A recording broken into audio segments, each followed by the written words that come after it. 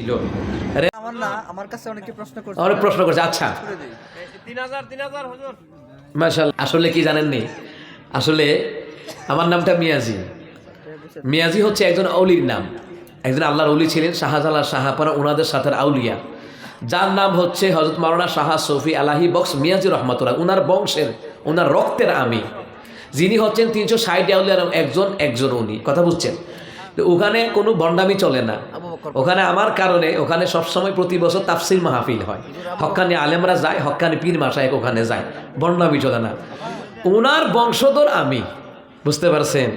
তো ওনার নাম হচ্ছে শাহ সুফি আলাহি বক্স মিয়াজি রহমতুল্লাহ আলাই। তো এই জন্য সারা দেশে আমাকে চিনি আব্দুল কাইয়ুম মিয়াজি, মানে মিয়াজির বংশধর, উত্তরসূরি। যেমন মিজানুর রহমান আজহারি, আজহার বিশ্ববিদ্যালয়ে পড়াশোনা করেছেন, এই জন্য কি ডাকে? আজহারি ডাকে। এই যে একজন শিকদার, এই যে নাম দিল শিকদার, শিকদার বংশের নাকি? এই জন্য কি শিকদার, খন্দকার, সরকার, চৌধুরী, ভুইয়া আছে না নাই? তারপরে মোল্লা বংশ আছে না নাই? এই যে এগুলি হচ্ছে একটা বংশের ধারা। আলহামদুলিল্লাহ পড়েন। আমি অলির বংশের একজন ছেলে। আল্লাহ তাআলা আমাকে আলেম বানিয়েছে, দেশব্যাপী, দেশের বাহিরে যাওয়ার আল্লাহ তাআলা তৌফিক দেয়। এটা আপনাদের দোয়া, আব্বা আম্মার দোয়া, উস্তাদের দোয়া, আমিন কন। এটা হচ্ছে আমার বংশ। এবং প্রায় জায়গায় দেখি মিয়াজি বংশ আছে, প্রায় জায়গায় গিয়ে দেখি। আমার মনে হয় তাদের বংশধর তো সিটা ফুটা আছে, ঠিক না? বিভিন্ন জায়গায়, কোন কোন জায়গায় আমাদের এই আপনাদের অনেক বংশধর আছে, কত জায়গায় সিটা বিটা রয়েছে, আমরা অনেকে পরিচয় জানি না।